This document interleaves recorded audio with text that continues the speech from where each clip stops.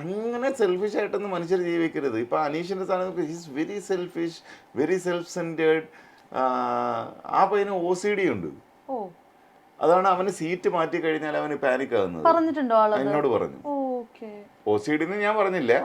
അവൻ നിങ്ങൾക്ക് ഡിസോർഡർ ഉണ്ടെന്ന് ചോദിച്ചപ്പോൾ എൻ്റെ അടുത്ത് ചോദിച്ചു നിങ്ങൾക്കല്ലേ ഇപ്പൊ ഡിസോർഡർ? ഞാൻ പറഞ്ഞു എനിക്കും ഡിസോർഡർ ഉണ്ട്. നിന്റെ ഓർഡർ എനിക്ക് ഡിസോർഡർ ആണ്, എൻ്റെ ഓർഡർ നിനക്ക് ഡിസോർഡർ ആണ്.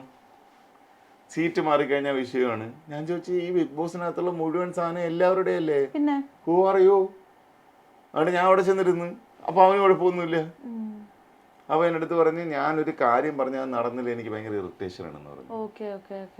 അതായിരിക്കും ഈ പറയുന്നത് തന്നെ റിപ്പീറ്റ് ഒക്കെ ചെയ്യും. അപ്പൊ ഞാൻ ചോദിച്ചു എന്തിനാ ഇങ്ങനെ അവിടെ ചെന്ന് ഇങ്ങനെ പറയുന്നതെന്ന് ചോദിച്ചോ. പറഞ്ഞ് എനിക്കൊരു കാര്യം പറയുന്നത് നടന്നില്ല എന്നുണ്ടെങ്കിൽ എനിക്ക് ഭയങ്കര, അപ്പൊ ഞാൻ ഭയങ്കര ഇറിറ്റേഷൻ വരുമല്ലേ എന്ന് ചോദിച്ചു. ആൾക്ക് അതൊരു ബുദ്ധിമുട്ടുണ്ട്.